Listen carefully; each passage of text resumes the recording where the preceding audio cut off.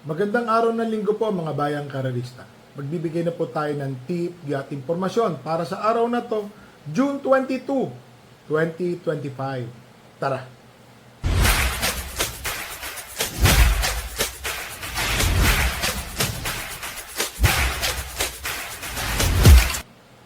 So mga bayang karerista, ngayong araw po, ang araw ng Maynila isa-celebrate. So, may mga special invitation races po, Grand Copa de Manila, no bearing and no effect. Pakita ko lang po ang ating kopya. Isang page, second page, at yung third page po. Napakaganda po ng lineup. Siya nga pala, kita-kits po tayo mamaya. Opo, nandiyan po kami. So, ang start time po ng karera mga bayang karerista ay sa ganap na alas 2 ng hapon. Start time po yan ha, tandaan po natin ha. Pumunta po tayo na maaga sa ating mga paboritong off-track betting stations. Race number 1. Rating 11 to 15, 1,400 meters, 12 runners. Imagine niyo po ito ha, itong rating 11 to 15, ang lalakas po niyan. Sa akin na unang galing. Magagaling po yung mga nanditong kabayo. First choice, entry number 7, Autumn Shower. Jepril Tagulaw, Sarate. Umentado po sa rider or sa jockey. Sarate na po ang papatong, si Jep. Tingin ko ho, malaki po ang panalo. Lalo na, huling takbo nito, 1.28.2. Nelson Uy po ang sakasakay. Ngayon po, si Sarate. Kung sakali po mag-umento po ito ng 1.5 segundo, mapapalaban po sila dito. Second choice, entry number 5, Bad Boy MJ. Pabs Caballejo. Ito pong si Bad Boy MJ, yung 2 runs niya, makikita nyo po, nandoon na siya bumubuluso. Yun lang ho, sana wag po itong maiwanan sa salida. Minsan no, may pagka hindi ho maganda lumundag sa salida o naninikit, mapapansin nyo po, naiiwanan po ito sa lundagan. Naglagay po ako ng third choice. Ito ho, kursunada ko po ito. Kasi ito pong si entry number 12, third choice ko, Isla Puting Bato, isang deremating kabayo. Bakit?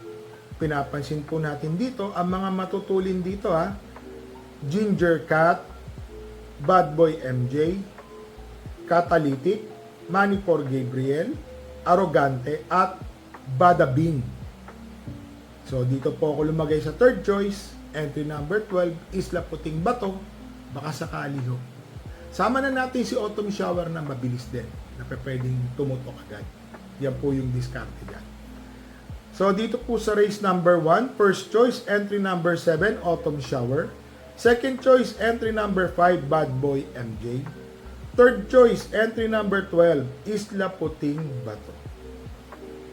So, dito na po tayo sa race number 2. Ito po, gustong-gusto ko itong mga imported. Magagaling po silang lahat. Matatapat kay ganito, kay ganon. Alam nyo, iba-iba po ang mananalo rito sa tingin ko. Dito po, ang special invitational race. Yung mga bagong imported po ito. Mga nagsisitakbo na, mga champion horses. Ito po, nandito po sila. 14 runners, 1,600 meters. Milya po ang distansya. First choice, entry number 1, Varati. Maganda po ang numero ni Varati. Ito pong si Varati, pinapanood po natin yung mga takbo niyan. Sherbet, Fountain, and Varati. Close lang po sila nagkatalo. Nataon po si Varati noon nasa labas na numero. Si Varati medyo nandoon. Maganda po yung pinakikita ni Varati. Pang-6. Tas medya milya, kalapit po ng quinto, pa-kwarto pwesto. Pagdating ng rekta, sabayan na po sila doon. Kaya lang natalo po siya by ahead, kundi po ako magkamali. Siya po ang aking first choice. Malaki pong allowance for improvement ni Varati. Second choice, entry number 6, Sherbet Fountain. Itong si Sherbet Fountain sa mahabang distansya, nasigundo. Sa distansya po na 1,600, nakalaban po niya si Varati.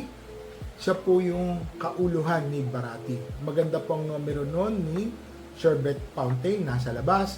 Second choice ko po siya. Third choice po is entry number 2, Ace of Diamonds. Binalik po ang renda kay JB Hernandez, kay Uno. Maaari pong maganda pong ikilos neto sa kanya. Lalo na ho, nung naglaban-laban po sila sa mahabang distansya, dikit-dikit lang po nagkatalo to. Nanalo po nun si Mano Dura, segundo po si Sherbet Fountain, si Ace of Diamond. Kung di po ako magkamali, parang tersero po siya. Parang ganun po. So sa tingin ko po, malaki rin po ang panalo ngayon ni Ace of Diamond. Mukhang nagagamayan na po niya ang pista ng Malbar. So, kung mapapansin niyo po marami pong matulin dito. Yung sinasabi niyo pong kampihan na, talagang mangyayari po yan dito. Lalo na maiksi po ang distansya. So, dito po sa race number 3, number 2, first choice, entry number 1, Barati. Second choice, entry number 6, Sherbet Fountain. Third choice, entry number 2, Ace of Diamond. Dito na tayo sa Grand Copa de Manila 2025 po yan Philracom Grand Copa de Manila. 10 runners. Milya po ang distansya, 1,600 meters. First choice, entry number 7, Jungkook.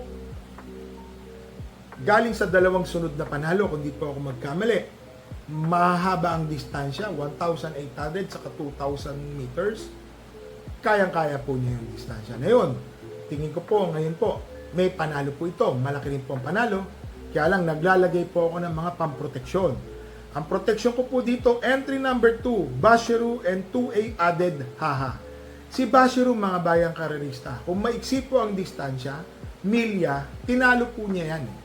1.39, 1.38 tingin ko ho, malaki po ang panalo ni Bashiru. Bakit? Distance-wise po, mga bayang karerista. May couple entry pa ho siyang 2A na si Adedaha na siyang magdadala ng bandera. Third choice and couple entering 6 and 6A, Easy Dasit and 6A Trump Peter. Si Easy Dasit po nasigundo ng huling takbo na tumalo po sa kanya si Jungkook at kasabayan po sila. So para sa akin po, distance-wise din po pinag-uusapan. Ito naman pong si Trump Peter, isang magaling po ang umentado ni Trump Peter ngayon Kaya ako sinasabi si Trump Peter, 1.26 din po. Alam ko nakakagawa din po ito ng 1.25 sa distance sa 1,400 meters. Kung sakaling ganun po, kung sa milya i-convert natin, 1.40, maling-mani din po sa kanila yan. So dito po sa race number 3, first choice, entry number 7, Jungkook. Second choice, couple entering 2 and 2A, Bashiru and 2A Adedaha. Third choice, couple entering 6 and 6A, Easy Dasit and Trump Peter. Hindi po ako kumuha ng mga dibandera. Baka hindi po sila magbigayan. Pasensya na ho. Kung sakali magbibigayan, dagdag po tayo. Alam niyo na, kung sino po mauna, tingin ko magiging lamang. Kaya lang may kakampi po si Bashiru Adedaha. Malamang iuna po yan. So dito na tayo sa race number 4. Rating 22 to 27 split, 1,400 meters, 11 runners. First choice, entry number 5, Frosty Raven. Napakaswerting kwadra, nagpapanalo na po ngayon. LABD, Madam Luis de Sena and Boss Hans. Paring Hans, maring LABD. So ito pong si Frosty Raven, bumubulusok po ito nung huling takbo. Nagulat po ako, may parang gray na dumadating. Yan o. Nilagay ko po siya first choice, baka mag-umento. 1.27 naman ang tinapos niya, almost identical po sa lahat. Tingin ko ho, may panalo po ito. Second choice, entry number 7, Game Year Winner. Segundo po ito o tersero nung huling takbo. Di banderang kabayo, nakatutok na nasa unahan. Tingin ko po, isa po ito sa magdadala ng marcha. Yun lang ho, marami din pong matulin dito. Kagaya ni Veterano, Flywheel, yan po, Catch in the Cradle, kaya si Gamer Winner, baka mapahirapan sa unahan. Naglagay po ako ng third choice. Ito pong kabayan na to, Jeff Tagulaw Sarate ang sasakay. Entry number 9, Guerrero Warriors. Segundo, tersero po ata yung huling takbo nito. Malakas ang laban, nametahan po ito. Tingin ko ho, malaki po ang panalo. Dito kasi sa karera ng race number 4, nakikita ko ho dito ang makalapit po agad. Kagaya ni maraming matulin, kagaya po ni Big Battle, Game Year Winner, Flywheel, Veterano. Sama na rin natin dyan si Stefani. Alam ko man, may pagkamatulin din po ito. Yung makakalapit po dito, malaki po ang panalo habang nagkakanaan sila. Nanonood sila. Yung pwedeng manalo. Kalkulasyon ko po ito mga bayang karalista. Ha? Ito pa, sasabihin ko sa inyo. Hindi ho lahat ng nakikita niyong tiyempo. Kasi magaganda po ang naging tiyempuan ngayon mga kabayo. Bakit to? Depende po sa track condition. May nag-1.25, uno nagbe-26, 27. Dati yung gumagawa ng 1.28, 1.30, 1.29. Maganda po yung matigas ang pista. Sa madaling salita, fast track. Yun po nire-remind ko lang kayo. So, dito po sa race number 4, first choice, entry number 5, Frosty Raven. Second choice, entry number 7, Gamer Winner. Third choice, entry number 9, Guerrero Warriors. Dito na po tayo sa race number 5, 1,400 meters. Merge po ito ng 34 to 39, 40 to 46. Mga imported din po ang karamihan na magsisitakbo dito. Ito po ang isa sa pinakamagulong karera sa tingin ko. 1,600 meters, 8 runners. First choice, entry number 7, Chuligan. Pang-6 o pang-8 po yung tumakbo po ito. Jeff Tagulaw Sarate. Mukhang ma-rate ni Jeff na maganda. Alam ko, anak po ito ni Justify. Malaking kabayo po ito. Lalo na nung may isang takbo po ito, nakita ko po mismo sa mata ko. Nadudog po ako sa karerahan. Ang galing, ang laking kabayo. Tingin ko ho, malaki po ang panalo. Second choice, couple entering 1 and 1A, Charge the Castle and 1A Easy Way. Itong si Charge the Castle, may bulusok po ito. Maging maganda lang po ang pagkakarate dito. Tingin ko magandang bihado po ito, si Charge the Castle. Nilagay ko po third choice, bali-balita, entry number 3, Paddington. Mabuti daw po. Magaganda daw po ang ensayo at may bigay. Oo. Yun lang nga po sa Padre Garcia po yun mga bayang karalista ha.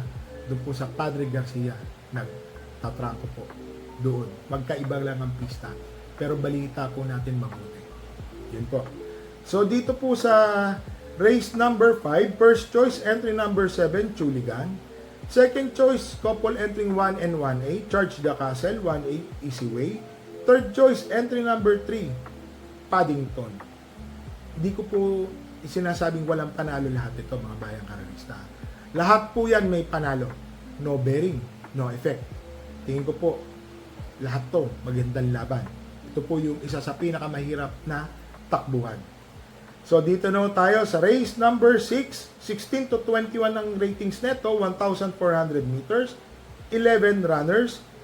First choice, entry number 3, Boss Ryan Ponce. Abo, dyan po ako lalagay ngayon. Araw ng Maynila. Boss Ryan. Alam niyo po kung bakit? May takbo po itong 1.27. Napanood ko po yun eh. Nasa labas, pumupusa si kabayo. Parang ni ruler, galing ng hinete. Ruler na sukat na sukat. Diyan po ako lalagay. Sky Story, entry number 3, first choice.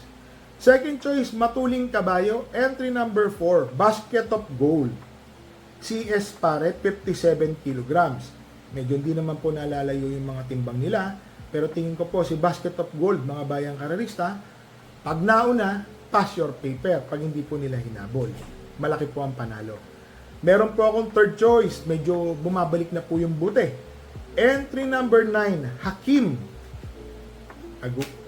Nag-1.25 po ito si Hakim, 1.26. Lately, nag-1.28 na po ito, 27 media sa same distance. Medyo, alam niyo na, pagkalawang tawag po dyan. Tingin ko po, malaki po ang panalo. Ngayon, may kabayo po tayo dito. Bakit po ako napapailin? Ang lakas po ng mga laban. Pero your choice is good as mine. Yet parati ko naman po sinasabi sa inyo. Labas po yan si Doña Chichay. Nasa karerahan po ako ngayong araw ng linggo. Doon po ako. Papanoorin ko po yung takbo ng kabayo natin at kabayo ng kaibigan natin. ng kumpare ko. So, para sa akin po, Doña Chichay, pansama po yan. Nilagyan ko po siya ng tuldok. Dito po sa mga makikita nyo, may mga tuldok po ako dito. Yun po yung mga tingin ko, may mga panalo rin. So, dito po sa race number 6, first choice, entry number 3, Sky Story. Second choice, entry number 4, Basket of Gold. Third choice, entry number 9, Hakim Tuldok. Entry number 7, Doña Chichay. Sama lang po natin, parating alam niyo na, baka makachamba. Yun lang po masasabi ko. So, dito na tayo sa race number 7, rating 28 to 33, 1,400 meters, 10 runners. First choice, entry number 1, Bride 3. Itong si Bride 3, mga bayang karerista, sinisiguro ko na po ng huling takbo. Kalaban po nito si Hey Jojo. Yung pala nahulog pala yung latigo, kaya pala. Pero kung nasaltik ng isa, dalawa, tatlo, baka nanalo pa ho ng ulo si Bright 3 kay Hey Jojo. First choice, alam niyo po yung tiyempo, nakakalula 1.24. Parehas lang po sila ni Hey Jojo. Ang galing. First choice. Second choice, entry number 5, Red Queen. Ito pong si Red Queen, 1.25 ang kanyang tinatapos. Alam naman natin, magkaiba po yung mga track conditions nung time na yon. Sa akin po, may panalo po ito, lalo na ang nakakalaban po ni Red Queen, matataas, nakababa po. Nakatagpo ng laban, tingin ko, may panalo po yan, second choice. Naglagay po ako ng third choice, entry number 2, Doña Leoncia. Bagong panalo po ito, galing sa panalo. Tingin ko po, may pag-asang makaulit pa rin po ito, si Doña Leoncia.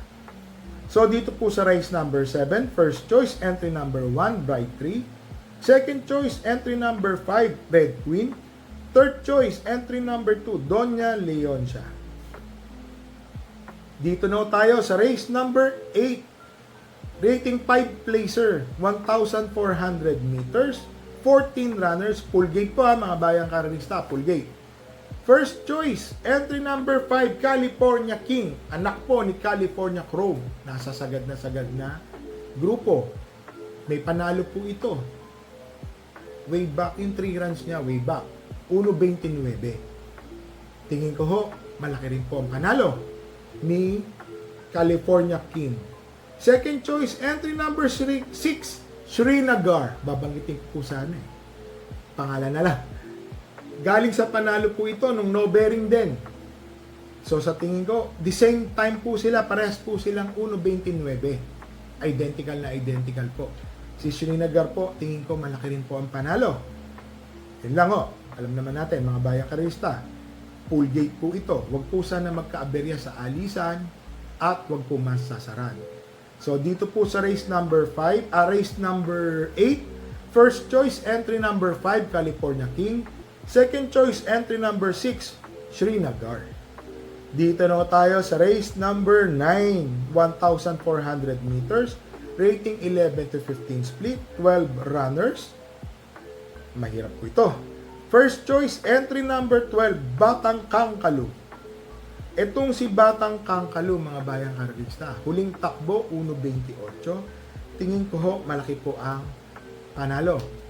Lalo na ho, nag-1.26 medya po ito. Maganda po ang numero niya, nasa labas, hindi na po siya masasaran sa balya. Tingin ko, magtatrabaho na lang sa labas, tutupi na lang siya. Malaki po ang panalo. Second choice, entry number 9, Megan Maxine. Nilagay ko lang po siyang second choice. Marami po kasi ako nakikitang matutulin dito, mga bayang karalista. Kagaya po ni Bukawi River Town, Just Me, Sampaloc Pride, Distant Thunder. Yan po ang mga matutulin dyan. Baka mapahirapan po agad si Bukawi River Town, pero galing po sa segundo. Si Megan Maxine, galing din po sa timbang ko sa segundo. Tingin ko, malaki po ang panalo. Bukawi River Town, galing din sa segundo yan. Nire-review, nakakabisado po natin. Third choice, couple entering 2 and 2A. Coal Digger and 2A, Mount Pia Payungan. Ito pong si Mount Pia Payungan, meron pong 1.27 sa 1,400 meters. Ito naman po si Coal Digger, meron din po siyang 1.28 sa same distance. So sa tingin ko, parehas pong may panalo po ito, mga bayang karalista. So, dito po sa race number 9, first choice, entry number 12, Batang Kangkalu. Second choice, entry number 9, Megan Maxine. Third choice, couple entering 2 and 2A, Coal Digger and 2A, Mount Pia Payungan. Dito na tayo sa last race, race number 10, 1,400 meters, rating 6 to 10, 12 runners. First choice, entry number 9, Be Fit and Fabulous. MB Pilapil po ang sasakay. Ito pong si Be Fit and Fabulous. Pag-aari po ito ni Madam Rencel at Boss Joy. Sana ho, manalo. No bearing naman to, karera na to. Tingin ko po, malaki po ang panalo niyan. Second choice, entry number 6, Go Uste. Bakit to? Meron po itong takbong 1.14 sa 1,200. Kung sakali may mga mauna na sila, nakatutok lang po ito ng tersero, kwarto pwesto, tamang pakawala, mananalo po ito. Nilagay ko lang pong third choice yung couple entering 2 and 2A, Ayuda. Ito pong si Ayuda, kung matatandaan nyo, outstanding, mababa po ang numero. Hindi po lumabas. Nanikit po. Ngayon po kasi kinakabahan ako, mababa po kasi yung numero ni Ayuda. Baka lang hindi lumabas. Kahit sabihin natin meron po siyang 2A na Destiny, na identical din naman ng tempo, pero magaling po talaga si Ayuda. 1.27 medya, 1.28, maning-mani po sa distansya. Nilagay ko lang po siyang third choice, baka kasi hindi lumundag, hindi po makalabas. Kahit sabihin natin may Destiny pa, nasa sa inyo, choice nyo po yan, mga bayang karanista. So, dito po sa race number 10, first choice, entry number 9, Be Fit and Fabulous. Second choice, entry number 6, Go Uste. Third choice, couple entering 2 and 2A, Ayuda and Destiny. So mga bayang karerista, papapansin nyo po dito sa kopya, may mga tuldok. Tingin po natin, yan po yung mga may panalo rin. Talagang no bearing, mahirap po talaga ang karera, mga bayang karerista. Pag no bearing na ganyan, marami pa magsusulputan. Maraming mananalo, malamang wala sa tip, ganito. Pero may mga options po kayo. Sa akin po, ang tip natin, gabay lang. Bakit minsan nade-delay po ako mag-tip? Nagtatanong pa ho ako. Marami po tayong tinatanungan, marami po tayong inaalam, may panalo ba to? Boss, pwede ba isama to? Pare, pwede ba to? Boss, itong ganito, si ganon. Boss, anong balita? Kagaya po kahapon, may balitang maganda, outstanding po yun, mga bayang karerista. Yun lang po, nagtrangko pala sa kabilang karerahan. Yun nga lang po, maganda talaga, 1.39 medya, 1.40 sa milya. Magaling. Yan problema po iba po yung track ng Malbar. Yan po yung, maraming nagagalit, maraming po nagsasabi, boss, anong masasabi mo? Kinahon ni, sabihin ko na po, kinahon daw niyo, no? Hindi po, labas na labas po yun, kahit ako po. Yun din po ang taya ko, 13. Labas po yun, mga bayang karerista, ang ganda po ng pinakita. Yun lang po, track, magkaiba po yung race track na tinakbuhan nila. Diyan po natin ma-apply yung plus 2 or plus 3, minus 3. Bakit to? Iba yung pista doon, iba yung pista rito. Gusto ko na rin po mag-testing na magpa-ensayo doon po sa Padre Garcia para mapag-aralan na po namin ng trainer ko kung ilang segundo ang diferensya. Bakit po ako gumaganon? 2 segundo plus 2 or minus 2. Kailangan po malaman po yan ng mga bayang karerista para hindi po kayo nagagalit sa may-ari, sa trainer, sa hinete.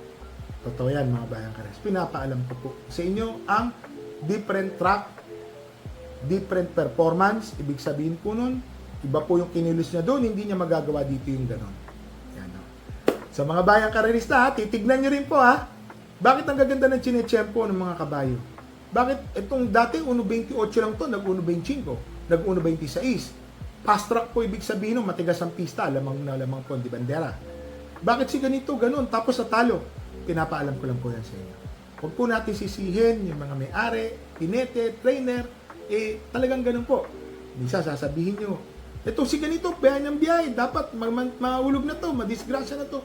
Huwag po natin i-curse. May buhay din po sila. Meron po silang pamilyang sinusuportahan. So, pasensya na po, wala po tayong shoutout ngayong araw ng linggo. Magkita-kita po tayo dyan sa Malbar, Batangas, Metro Manila Turf Club. Oho, nandiyan po ako. Alas 10 pa lang, nandiyan na po ako kasi i-check ko po yung mga kabayo ko. May nagtatanong po sa akin, di ko po kayo masagot. Naglolo ko po talaga tong cellphone ko. Who's that girl? Bakit di po tumatakbo? 3-year-old po siya. Ang exit po niya is August 1. So August 1 po, tatakbo na po yan. Nirenunsyo ko po siya. Baka po kasi madisgrasya pag pinatakbo natin eh. So, renunsyo. May mga nagtatanong, ano na po nangyari sa ibang kabayo ko?